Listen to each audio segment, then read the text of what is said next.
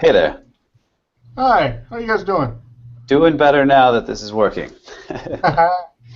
So cool. Okay. I guess by way of introduction, this is going to be the second experimental Emacs Hangout. Sacha Chua ran the first one. She wasn't able to make it today, so I'm kind of filling in for her. Um, but the idea is just to talk about cool stuff we're doing with Emacs, or any questions that anybody may have about how to accomplish something, or anything of that nature. So just whatever, kind of open floor. I think, let's see, the last one of these we did on the 5th, and let's see, we talked a little bit about autocomplete, a little bit about testing. There were a few questions about just getting things set up to work how somebody wanted them to work, and that kind of stuff. So, anybody working on anything cool with Emacs lately? Do you mind if I just jump in? Absolutely, go ahead. Hi, my name is JJ. I work at Chef, and I actually have, hopefully this time next week, I'm meeting at the Austin Emacs meetup, or doing a presentation at the Austin Emacs meetup um, on magit, and I think it is amazing. But the problem is I was actually hoping for some suggestions on how to continue, because I mean, as soon as you get your head wrapped around magit, right? It's good. It's Git, right? It's just Git with an easier interface. So ideas of how I could present it better, like other than just like building a repo and then showing the logs and showing the commands. I mean, what would you do if if you wanted to sell magit to someone other than saying it's Git? What do you do? Sure. Okay. I mean, I have a couple of thoughts right off the bat. I think some of the more powerful commands in there, of course, are a good way to lead and just kind of ooh and ah people before you dive into all of it, right? But one of my favorites is the ability to do partial staging, right? Like to actually highlight a region and then stage just certain lines. I think that's really powerful to somebody who's used to just working with Git from the command line. And yes, you can do interactive ads from the command line, but it's really not a lot of fun, right? Some of the history browsing is super awesome, right? When you've got a split screen view and you're looking at commit lines on one side, maybe filtered a certain way, and then the details of the commits on the other side. I think that's pretty neat. When you're viewing, let's see, when you're viewing a diff, the way that you can like hit return on any line in the diff to jump to the source file, pretty handy, right? Yep. So it seems like if you could focus on some of those ways that integration between the Git processes and your editor really like yield fruit, I think that would help. I like it. I do. Cool. Cool. And just to finish off on a little train of thought there, I'm going to use org present. I thought that was a good way to do it too, because then I can share the org file out. And I guess that's good. I don't know. I haven't used it personally. Have you, Michael? Presentation recently with a presentation thing, but I don't think it was org present. It was the one by Tom Tromey and Eric Schulte. I forget what it's called. Yeah, it's like EL present, I think. I mean, I have it right here. If you guys want me to just share my screen, you can take a look at it. That would be awesome, yeah. Yeah, sure. Hey, hang on. Cool. I don't know. Am I going out to the weeds or anything? Am I doing something like I didn't know what to kind of share? No, this is perfect. All right. So can you guys see this? Yes. Yeah. So this is just a simple org file, right? Blah blah blah. So then I just bring up org present. I can't type present, and so it's just pretty straightforward. It's the cool thing about org present is that it's just one level of like your main star or your main title is the title, and then everything else is just basic text. And it's a real simple little package to install off of MLP or Melpa or whatever you want to call it. Sure. So maybe we can say just a tiny bit of explanation for anybody who isn't that familiar with org mode, right? So my understanding of what you're doing here is you've got basically an outline in org mode, right, that you're transforming in each top level outline item into a slide. Is that right? That is correct. Yep. And then, as you can see, I have, links and whatnot. Oh, well, you can't actually see that because it came over here. But as you can see, I have the links inside. Oh no, I'm just showing the Emacs. Anyway, point being is that I can go into it and you can be like, hey, go check out this link or whatever. And as you can see, I'm just doing the right and left arrow keys here, so I'm just flipping back and forth between the slides. So, and you can link files in there too, like you normally do with an org mode. And then you can bring up, like another buffer if you want to. So you can be like, bring up my shell, blah blah blah. This is me doing cool stuff down here or whatever. And then you can just go really easy back to your presentation where you can, talk about stuff. Very nice. Yeah, I mean, and as you said, the partial staging. I'm going to create something here, so I need to do, and then viewing a diff here to do. Oh, so you can edit from within this mode as well, huh? You don't have to flip back to normal org. Yeah, exactly. It's just an org file that you can just hack on and do whatever you want. So you can actually change it during the middle of the conversation. If you have actual commands here, cat etc hosts, right? So then if I were doing presentation on down here, I can be like, oops, look, hey, there's my host file. So you can actually have, if you're doing a presentation, like a live demo, and you did it inside of org, you can actually just pull your buffer up and bring up, MetaX shell and actually do the commands inside of it, so people actually see the stuff and they get the actual commands too if you distribute the org file afterwards. Cool. So when you're that cat command you've got right there, right? Is that in like a, I don't know the appropriate terminology, but like a source block in an org file, or is that just a piece of text right now? This is just a piece of text. Now you can actually execute Lisp and a few other things in there. That was my next question. Okay. It's a little bit more advanced than I'm comfortable with right now. I'd just rather yank it and then put it inside another buffer and just show what's going on. But yes, you could absolutely execute it if you want to. And that's org Babel, right? That thing that lets you embed other languages text into org mode, I think. Correct. Okay, cool. I think they might have renamed it since then. It was originally org Babel, and now I think it's just like org source blocks and stuff. Okay. Because it got rolled into the main project or something? Correct, yeah.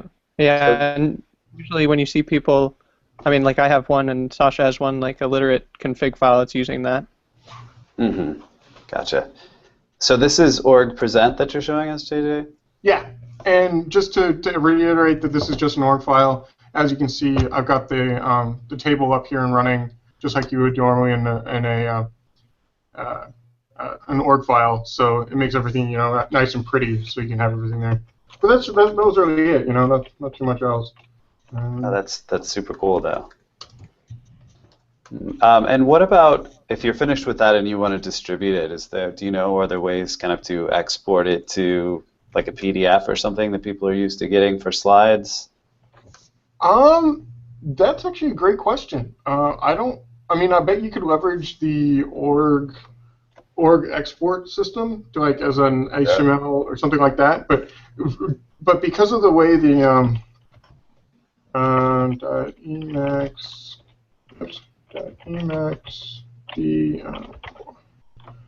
org load. So these are actually the suggested here. I don't know if you guys can see this. Why is this not getting bigger? So it actually suggests these commands right here, from the actual org present off of GitHub to make it nice and pretty and big like I just showed you. Otherwise, it's actually really, really, really small, and it's the same length here. So if you're doing this as a presentation, you're going to probably be putting it on an overhead, right, or some type of projector. So you're going to want some nice big text on there. Now, as you saw, it does say org display inline images there.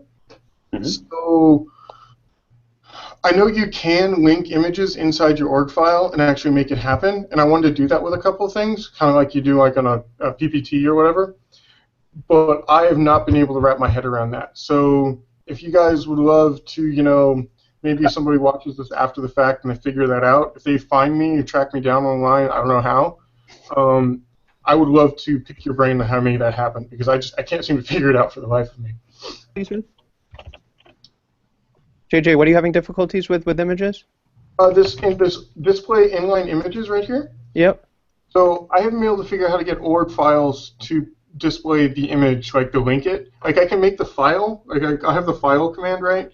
I'm being very animated, so I should turn off the screen sharing. Hang on.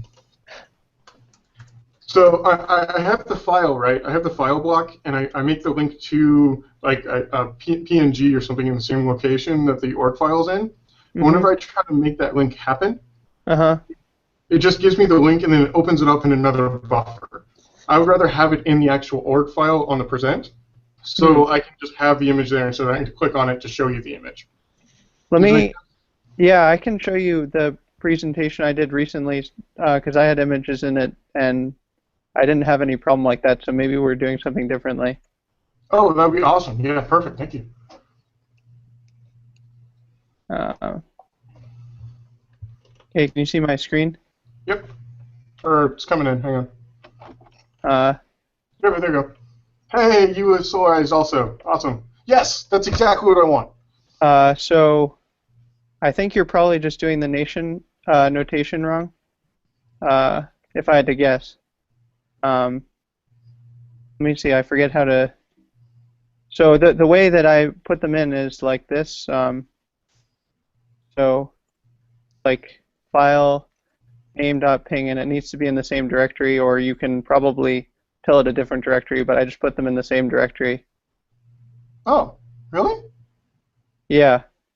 Huh. Is this what you were doing? Yeah, I was doing some slashes there in a different directory, and it would create a link to it. But that might be the problem. I mean, I'm sure it has some functionality for linking to a different, a different directory, but I didn't figure out how to do that. Cool. No, that's actually I'm gonna hang on. Don't let this disappear for me yet. Quite yet. Hang on. I can put that in the chat, just this notation, if you want. Oh no, I just took a screenshot of it. That was good enough for me. Thank you. Okay. Yeah, that's awesome. That's actually really cool. Thank you. Very good. Making progress already, solving problems. Yeah. That was a different, so I was using a different org mode present thing, and I think I like the one that you're using better, but I'll link that just in case and somebody wants it. Sounds good. Yeah, what he's using there looks pretty awesome. I feel like if you could, and I'm sure you can, but if you got set up with a nice way to just export that to a PDF that you could share with the audience afterwards, that seems like a really great solution for putting slides together quickly. Yeah, I stole this idea from a guy named Ian Rock. He was at the Austin Emacs meetup, and he was leveraging it. And he he literally, as soon as the thing was over, he just used the gist buffer or gist private GIF. Blah, blah, blah. You know what I'm saying? He put it up on GitHub and just immediately threw it inside of Bitly and was like, "Here's the Bitly name. Here's the org file. Have at it," kind of thing. And because we're all Emacs nerds, right? Yeah, they like, probably cool. prefer that anyway. Yeah. So it was really slick. Like it was just like so just smooth, and we all love text, right? Yeah, true. But it would be nice to have the option to put like some slides, with images embedded up on SlideShare or something like that too, right? Yeah. But yeah. I wonder also about source code highlighting. Like, I wonder what your options are there when some fragment of the buffer needs to be highlighted a different way. It seems like something Emacs would have a little bit of trouble with. Do you know? To take it as a little step farther, yeah. Well, I mean, as Michael, right? Yep. Yeah, Michael and I both are using the Solarized theme, or what looks like the Solarized theme. Mm-hmm. And syntax highlighting Solarized is very particular. And that means you'd have to change all of your faces to work with the syntax highlighting inside of it. So, at least in my opinion, the logistics of it, you don't really gain much. I think, right here. Here we go. See, here's the beginning source list right here. Oh, you're not actually seeing my screen. Hang on. So here's an example of doing the syntax highlighting, and as you can see, I'll just share this screen. That just makes more sense. As you can see here, so as you can see here, here's the syntax highlighting, on my Mac. and I mean that's all it is. And it's really not that much, right? Well, So it's strange because I have an Arch machine too, and on my Arch machine there that would actually be highlighted as if it was code, but I haven't figured out how to do that on my Mac. really, Yep, it's much more attractive that way. Every time I have a source block, it pops up an org fontification error, which I assume it's like I can't syntax highlight this, but I should be able to. Interesting. Interesting. Yeah. Yeah, so maybe it can do some magic where it pulls the code snippets into another buffer and like fontifies them and then steals the faces or something and puts overlays when it presents it in a slide. Like from a technical perspective, there might be a way to implement that, right? Like without having font locking in the current buffer. That'd be interesting. Yeah. I'm sure someone's done it. Oh yeah, easily. I mean, well, it should be built into org mode. Like that's a functionality it has. Like I didn't do anything to get that going on my Arch machine. It's the same config, so. Okay. I just linked to a theme that I use that's new in Emacs 24.4. That I actually switched themes that I used when I did my presentation, because I thought this one looked a lot better for presentations than Solarized. Oh really? Oh, that's great news. Thank you. It has like a bunch of and actually might be good since you're doing it on magit too, because it has like styling for a bunch of modes, including I think magit, but also org mode and stuff. So it looks pretty attractive. Nice. Yeah, is there an idiomatic way to pronounce the name of that library? Like, do we know if it's magit or magit or magit or what it is? It's either magit or magit, but it's definitely not maggot. Okay, good. I'll take it. I mean, I guess magit makes more sense, but isn't this Yeah, much? because it's Git. Isn't there some allusion though on the project page to like it being like magic and Yeah, so it's inherent pronunciation problems. yeah.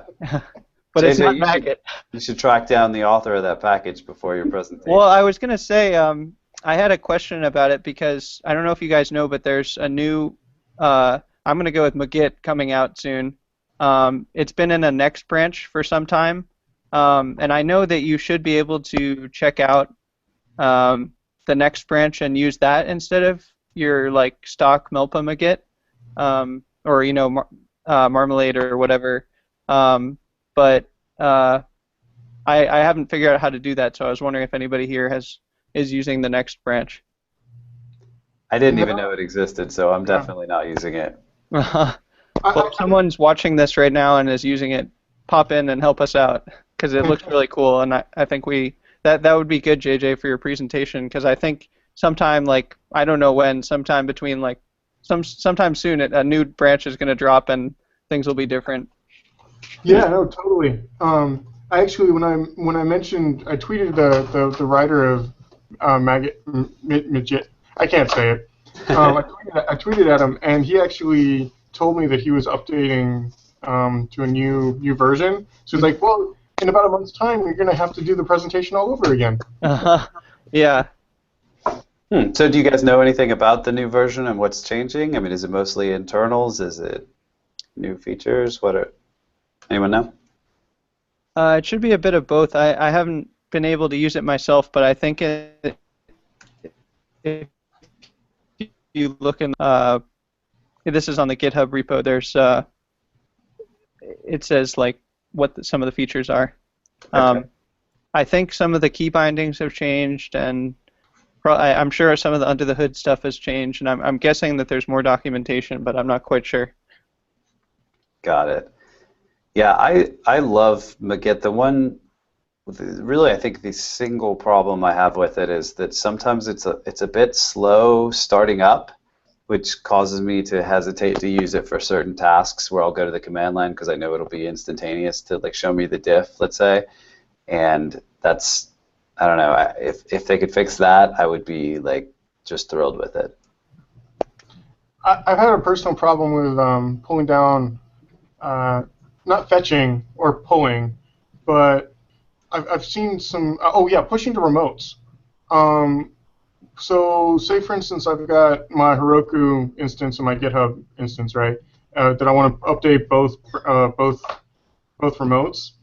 The -V should give you the option to change the remotes when you do the push, but for whatever reason, it doesn't always work.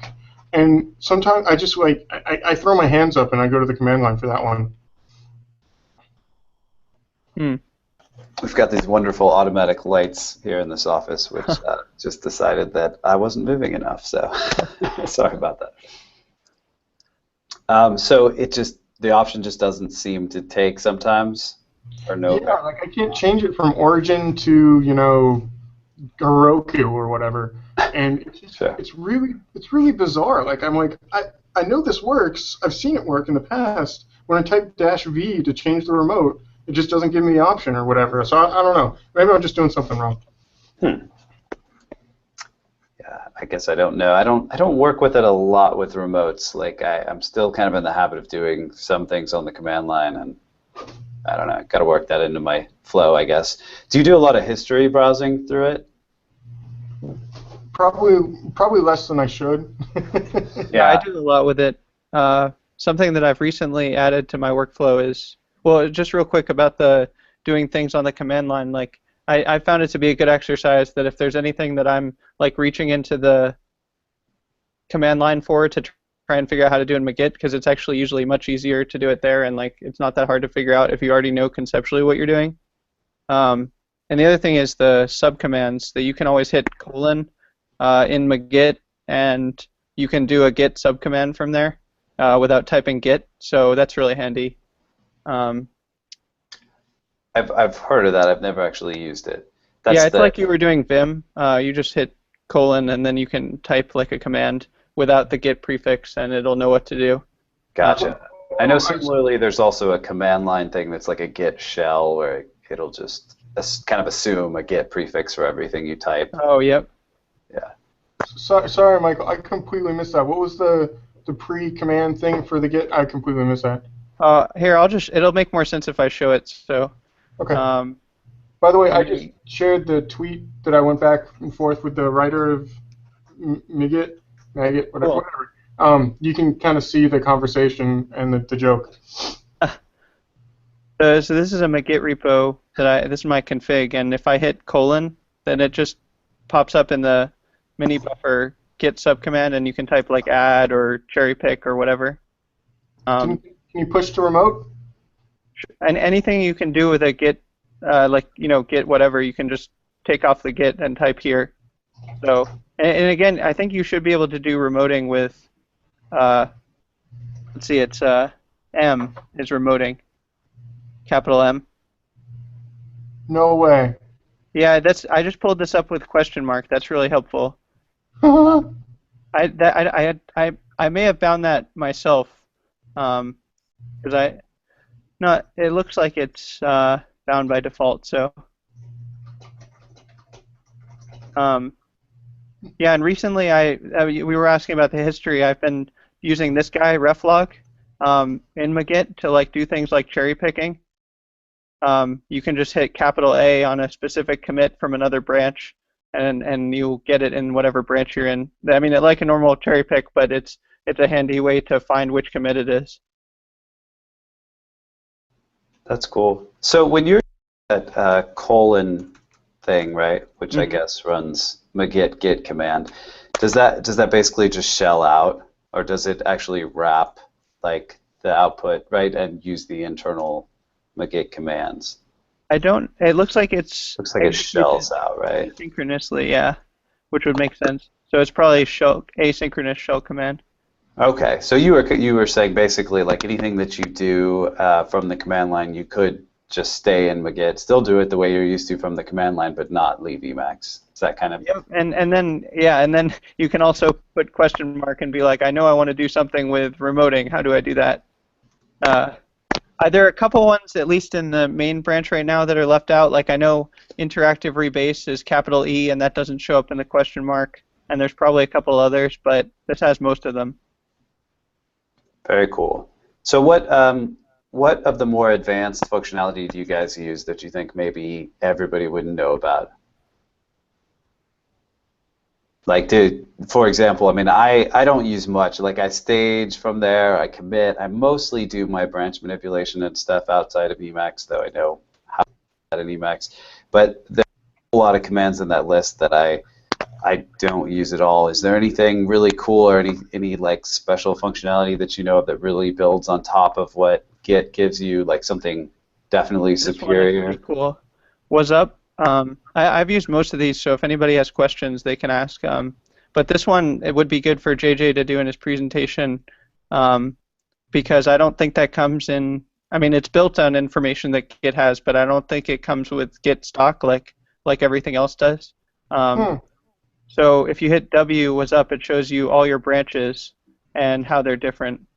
So you can hit tab. So like this is a work branch that I had locally, and it shows me that I had this one commit that is not in the master branch, and then you can do like a diff or whatever, or hit the log or no, I guess you can't. But anyway, the point is it shows you which commits different branches have that are not in master. So it's like what's up with my branches? Oh wow, that's Was up. awesome. Yeah. Yeah, I think that one makes a lot of sense for sure. It saves you from doing a lot of funky log commands with like, something dot dot something and then maybe Yeah. triple dot, and trying to figure out the state of things. That's really Yeah. cool. So Uh, when you guys, how do you guys get into Magit? Do you have just one key globally bound to Magit status? Are there any like subcommands that you bind directly to, etc.? Control C G globally tied in, like I say in my little presentation, has been like the best. I tried changing it into a lot of different things, but Control C G always had it up, and it was great. It was perfect. yeah, I use a global key binding too. That seems to be a pretty standard way to do it. Yeah, I use Control C M for that. But I kind of wondered, like, looking at something like that was up command, right? Like, I'm tempted to bind a key to jump straight in there, right? Because a lot of the time I'm really asking that question, what's the state of my branch? What's the state of my tree? And, like, saving me that additional step, especially if it saves some of that initial load time, might be kind of handy. Mm. But I don't know for sure. Well, it looks like there's a magit what's up and a what's up mode command, at least doing meta X. So you could easily bind that, yeah. Cool, that might be interesting. I tend to find that I like having the global key binding because I don't know, like right now in development, I tend to have like three things going on. Like I'll have the source branch, and like so I'm developing enclosure for my job, and so I'll have the source file, and then I'll have a REPL, and then I'll usually have the tests open, and then so basically I have different kind of mentalities of like what I'm doing at any given time. Am I writing code? Am I trying something out in the REPL? Am I running a test? And then usually I'll come back and like try and clean up what I have in Git. So those are really kind of different mentalities for me, and I tend to be like kind of in one mode of thought at a time. So it makes sense to me to be like in Magit thinking mode, Yeah, that definitely makes sense. Do you guys customize it at all? Because I know I run it like the way it comes out of the box. All I do is bind it to a key and literally nothing else. I think I tried to customize it, and I was like, I just ended up breaking more things than I wanted to. So I think I just kind of gave up on it.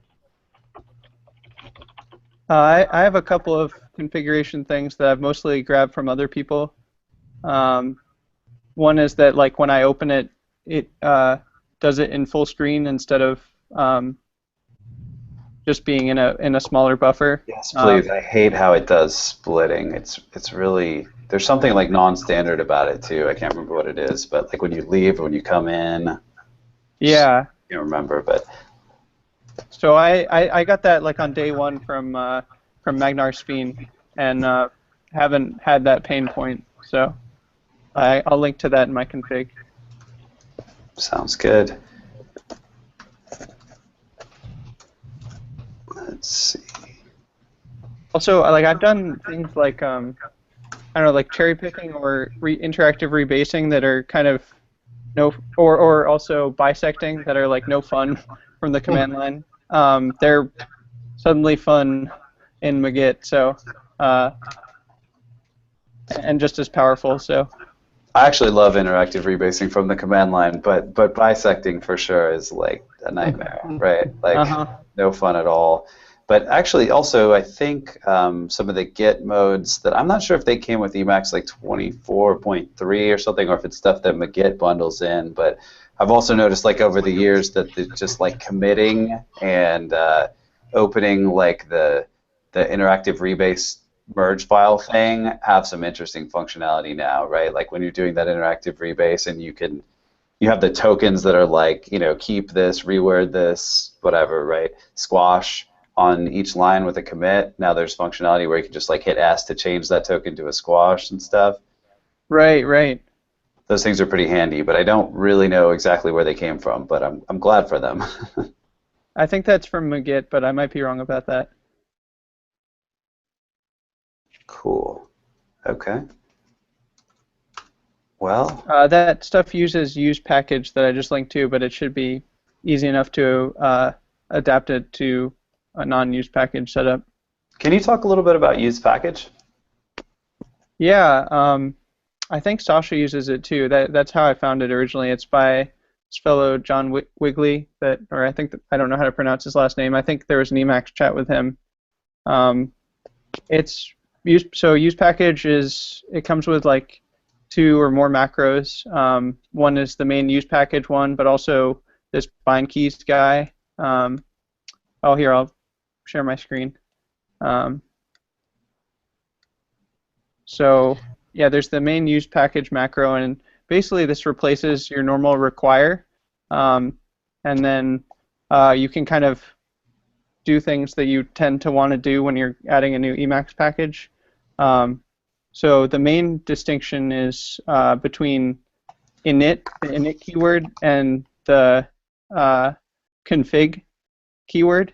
So init happen and config load, like anything in the config keyword loads when you load the package. So it kind of enables some performance Emacs tweaking from the beginning, because you don't need to load everything at the beginning of your Emacs. You can just load the stuff that's relevant to have at init. And when I started using it, I like almost immediately saw performance boosts in how long it took me to start up an Emacs daemon, because so much of it was able to be deferred until the config time.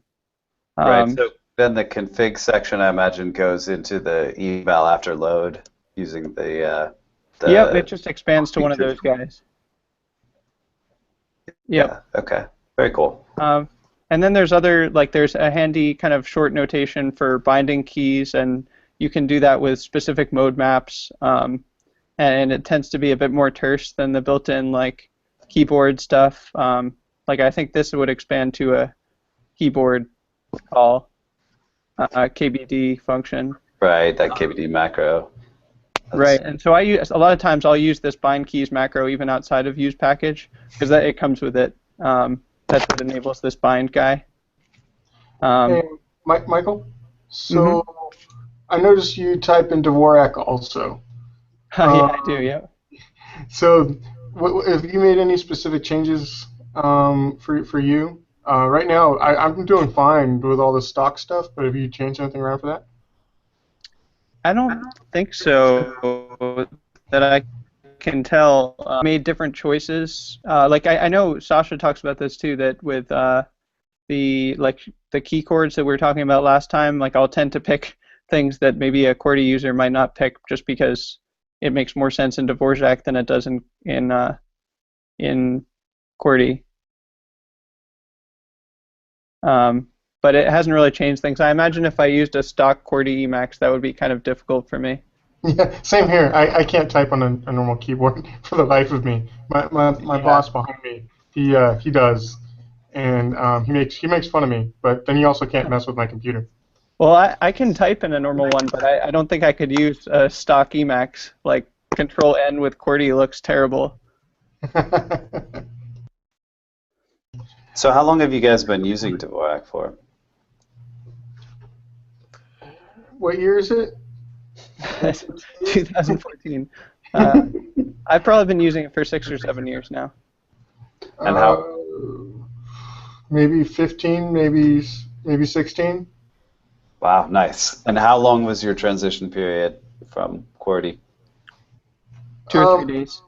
Yeah? For for me, I actually erased all the keys on my keyboard because my best friend at the time, he saw that I pecked, but I pecked really fast, and I didn't know how to touch type.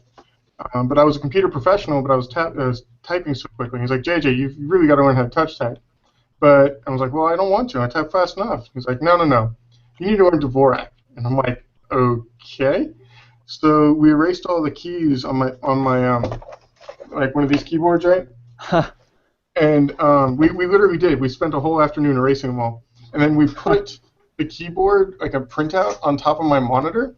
And he's like, from now on, whenever you need to type, look at your monitor and then use your button to do it. And it was the most painful 2.5 weeks of my life. But hey, 16 years later.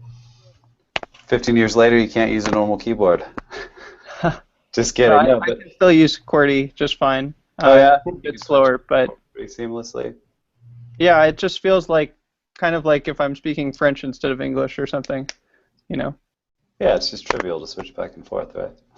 Yeah, I don't know. Well, I should also say I could already touch type, whereas it sounds like JJ couldn't already touch type. So I don't know. That probably helped me. Yep, that sounds right. So, do we have any evil users in the crowd? What's that? Oh, I said, do we have any evil users in the group? No. Sorry, I can't hear. Okay. Amir is. Yeah, I actually knew Amir was, but yeah, okay, cool. But neither of you other guys. Okay. So, if I can pull Amir in a little bit, he and I work together at OrgSync, and we've been pairing a lot lately. I mentioned this actually on the previous one of these Hangouts. And so he's a longtime Vim user, and so as we've been pairing, on the days when he's driving, I would see Vim, and on the days when I was driving, we'd see Emacs. So we decided to start working in Emacs under evil mode, and it's been really a cool experience, kind of just building up the missing pieces of Vim functionality to something that works well for him inside of Emacs. It looks like he's run for the hills, so I was going to talk a little bit, but I imagine he'll be back soon. And anyway, yeah, I'd be curious to maybe hear his thoughts on the switch and on evil mode and what's working well and what's not. And can you hear me, Amir? Yep, I'm back. Sorry. Cool. Is it cool if I throw you to the dogs like this? Yes. It's Cool. quite all right. Cool. Yeah. So my primary motive. Go ahead. Sorry. Go ahead. Yeah.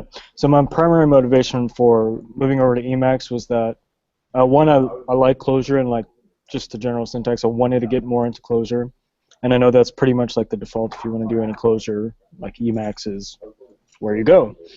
And I also wanted to remove my dependency on Tim Pope because every Vim plugin that I used is made pretty much by him, and I won't touch Vim script to save my life.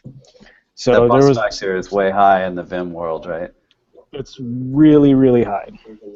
So those were the two motivating factors. And I started doing Scala development, and the Vim plugins aren't that great in Scala, and then we started using Enzyme, Ensime, and that seems to be working well for Cam. I'm still trying to figure out why it's not working as well for me. But it was nice. Evil mode is really good. I haven't come across anything that I did in Vim that I can't do in Evil. So that really helped the transition, and then it was just a matter of let me rethink and do all my plugins over again and get that parity that I had in Vim inside of Emacs. So primarily the binding keys, we go back and forth, and it's like, oh, how'd you do that edit? And it's like, well, I just typed CW, and what do you type? And you had Zaptil or some other different variations and whatnot.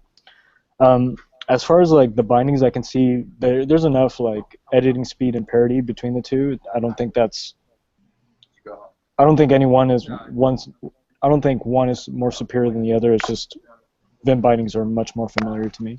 Yeah, I would say, I mean, I'm willing to confess as an Emacs user that I think Vim bindings are significantly faster for most plain text editing, Right. operations, right?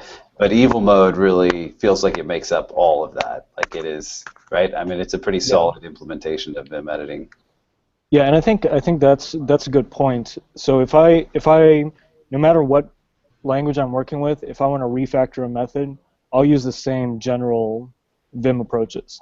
And Cam mentioned that if I wanted to extract a method, it's just like one keystroke in Emacs to extract one method as opposed to the general Vim thing that I do. But for me, it's just being able to apply that same muscle memory across any language I work with. And so that's one thing I noticed. Hey, Amir, I got a question for you, and this is one of the struggles I've had moving from the Vim to the Emacs world. It's just admin by trade, so obviously I was spending more of my time SSHing in boxes and using Vim. But as I became more of a developer, I found myself not needing SSH around so much. But anyway, I digress. Something I loved about Vim was the syntax or the folding. Like if I had a massive Ruby script and I wanted just to fold everything up so I could only see a little portion of it, I absolutely adored that with Vim. There's nothing like that really exists inside of Emacs. Have you found any way around this problem? So I like folding a lot too. So the evil mode has folding, but only to one level, which is So JJ, like I know there's no parity here, but are you familiar with selective display on $? If my face doesn't look blank, I don't know how a blank face looks.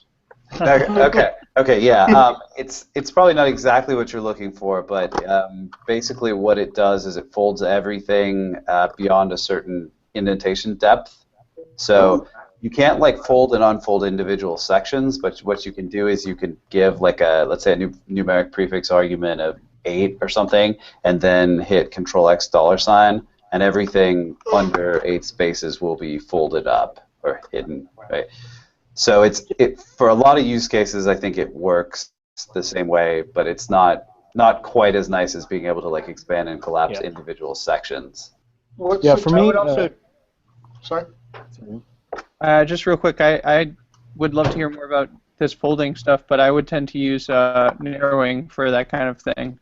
Where usually I think about it as the inverse, like I just want to look at this part of the code or a document or whatever. Right. So I typically do the same thing as well, but sometimes you're refactoring some gigantic conditional statement and you can't even make sense of where the blocks begin and end, right? And if you could just fold up the if and else, right, like inside of those, it gives you like a better high-level overview. Does that sound like a good use case to you guys?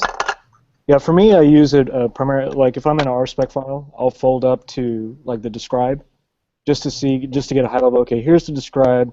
Now let me expand one level, and here are the specification or the its, and then I'll expand another level and say, okay, here's the nested context within these other describes. So it gives me a way to summarize what the specification is saying, and then expand it as I need detail. So that's a good motivation for me for use folding. But evil mode, yeah, it has ZR and ZM for folding, but it only does one level. Okay. So Michael mentioned narrowing, and what was the one that Cam was mentioning? Sorry. What I was talking about is called selective display. Selective. Okay, I'm bringing up the docs. Sure. Yeah, it's in the Emacs manual for sure. And also, some of the ways that like outline mode or org mode work obviously shows that it's feasible within Emacs to do that kind of code folding, right? So I would imagine there's got to be some kind of package that does what you're looking for, but I can't say that I've used it myself. I know there's a new one that just came out called Origami Display, but I haven't checked it out myself.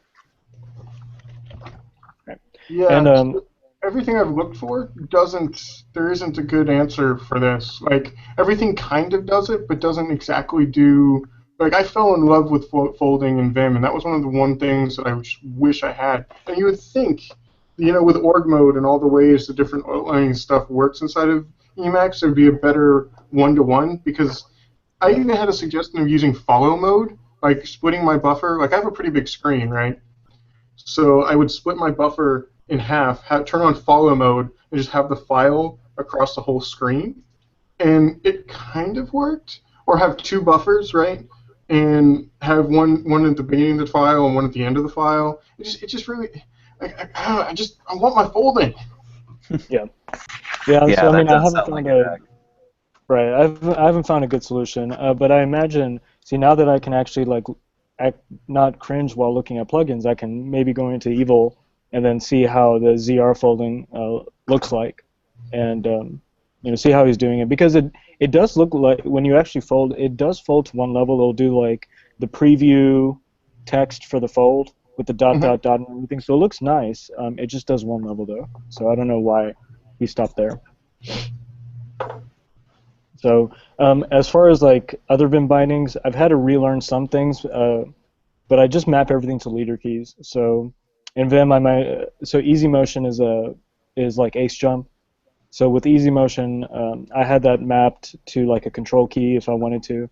And in Emacs mode, I use evil leader and then map it to a evil key or a leader key. So I'll do leader J to initialize ace jump.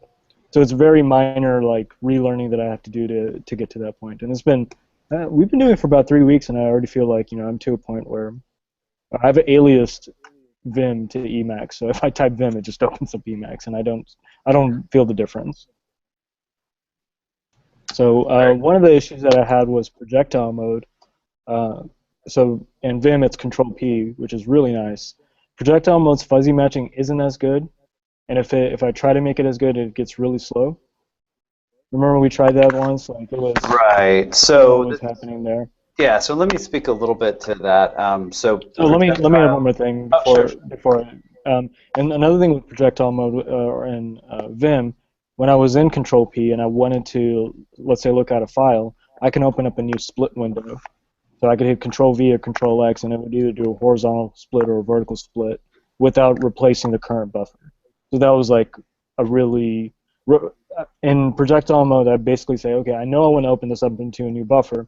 Let me open up the split and then do the projectile over there. But having to think about that beforehand is, Right. Annoyance. But I'm relearning that. Right. So on the first part of that, like with projectile mode, the completion backend is pluggable, right? And generally speaking, I think I've seen the best results using the like FLX IDO, the Flex IDO completion engine. Yeah, I don't Flex know if IDO. anyone else uses anything else, but we tried using that, but we found that once it got past a few thousand files or something, it would really start to We have a lag large like code base. upsettingly. Yeah. Yeah. And I think we were dealing with about 6,000 files in there or something. And there, there's a lot you can do, like in your .projectile file, to exclude certain things, speed it up a little bit. I know some people tweak the GC settings in Emacs, because sometimes garbage collection getting triggered during the completion is the cause, and the default GC threshold is really like stupidly low. I don't remember what it is, but yeah, none of that seemed to really overcome the problem. So we had to switch back to kind of less capable completion mechanisms, and that's not so fun. Yeah. Um, And then the split window stuff. right. Another thing was that there's some Emacs buffers that use Control SR, and then other Emacs buffers that use Control NP, right, to navigate up and down. And in Vim, all that's mapped to JK, right, up and down for all kinds of movement. So I would have to basically just figure out what method's being called and then do that remap globally. So.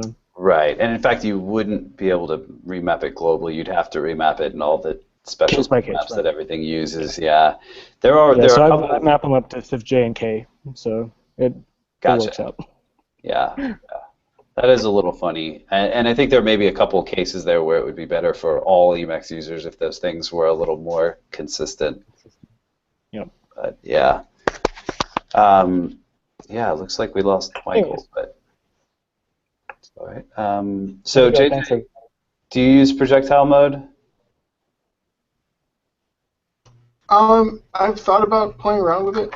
I just haven't really invested the time to make that happen yet. I've heard great things though. The one key binding, though, I heard you guys mention Ace Jump Mode a little while ago, and the one key binding that blew my mind when I did this was Control 0 for Ace Jump Mode. So, believe it or Control not, O or Control 0? Control 0. Do you want to show us your screen? Sure. While we're talking about this also, do we all use pre-packaged Emacs, or are we going to start building it from source now that it's on Git? I was thinking you were talking about configs, actually, for Emacs itself. Yeah.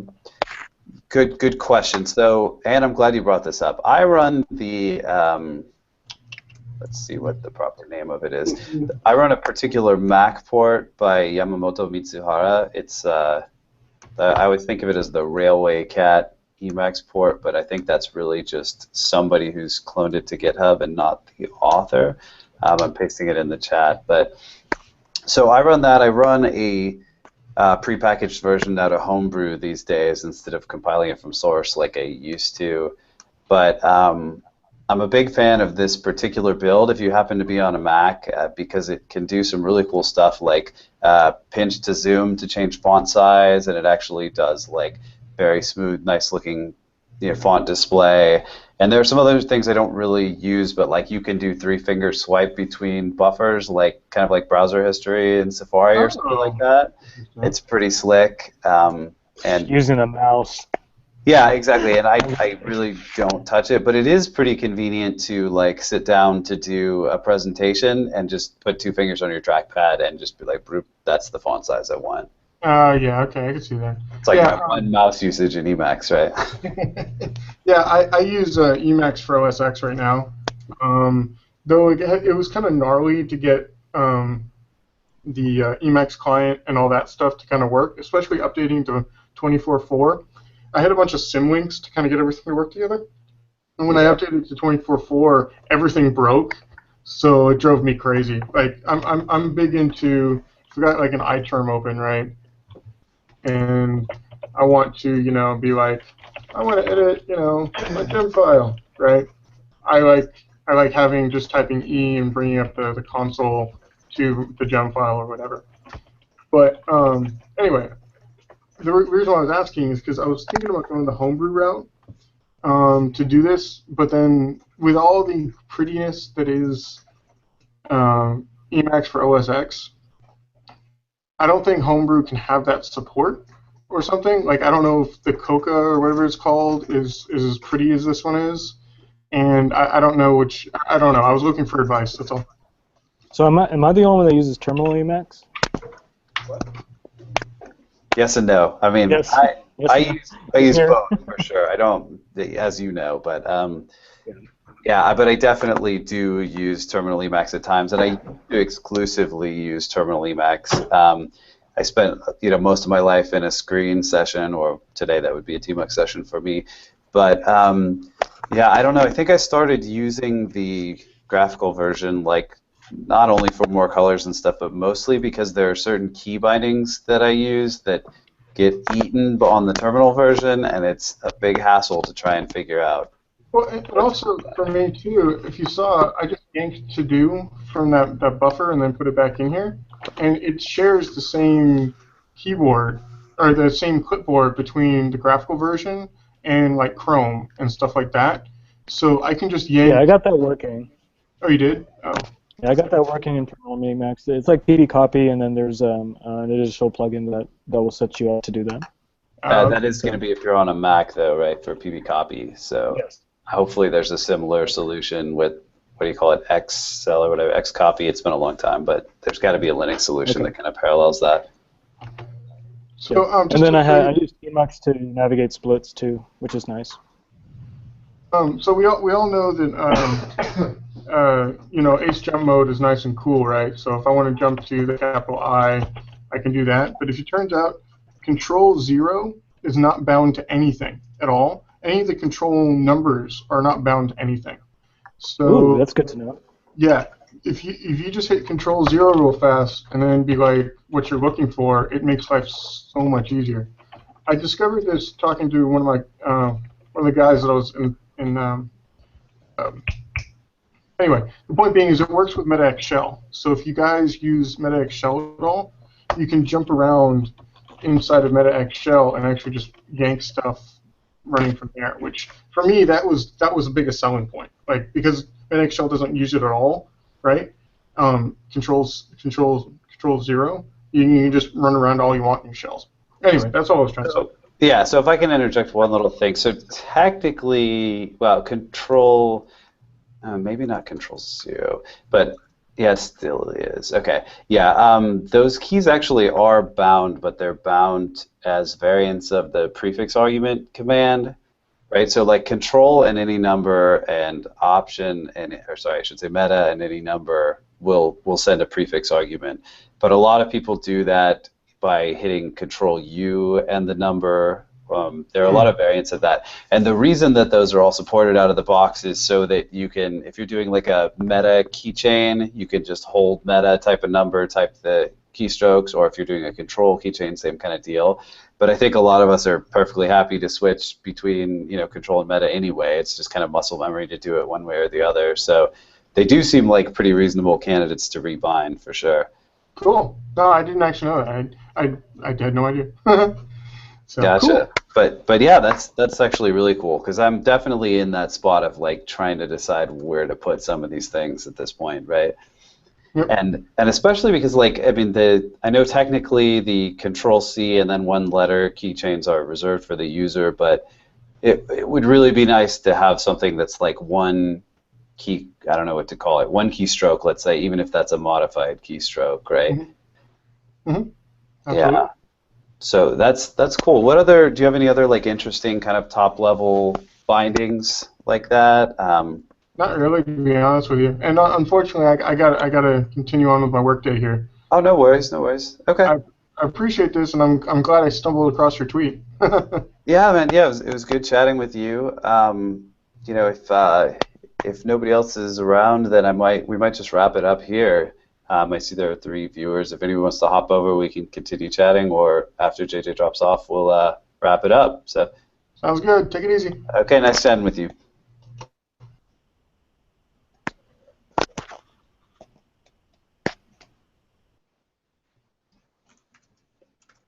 All right, guys, it was fun. Thanks for coming out, and we'll do another one of these in a couple weeks, I think.